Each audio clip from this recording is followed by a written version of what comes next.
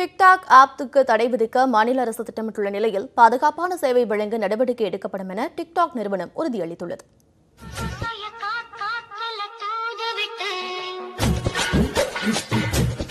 மன அழுத்தத்தை குறைப்பதற்காகவே பொழுதுபோக்கு அம்சங்கள் அனைவரது வாழ்விலும் முக்கிய பங்கு வகிக்கின்றன. ஆனால் தற்போதைய பொழுதுபோக்கு அம்சங்கள் மனநோயை உண்டாக்கிவிடுகின்றன.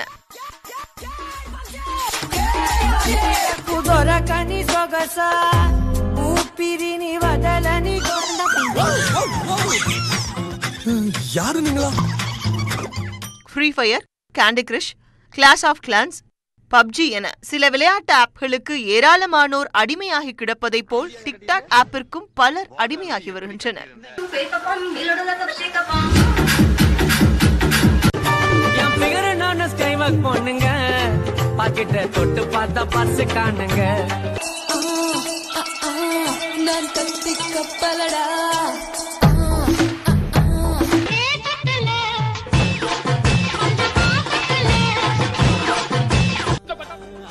டிக்டாக் ஆப்பில் காமெடிகள் மட்டுமின்றி ஆபாசங்களும் பரவுவதால் இந்த ஆப்பிற்கு தடை விதிக்க வேண்டுமென்ற எம்எல்ஏ தமிமுன் அன்சாரியின் கோரிக்கையை ஏற்றுக்கொண்ட தகவல் தொழில்நுட்பத்துறை அமைச்சர் மணிகண்டன், ப்ளூவேல் ஆப்பிற்கு தடை விதிக்கப்பட்டதைப் போல் டிக்டாக் ஆப்பிற்கும் தடை விதிக்க மத்திய அரசுக்கு கருத்துரு அனுப்பப்படும் என பேரவையில் உறுதியளித்திருந்தார்.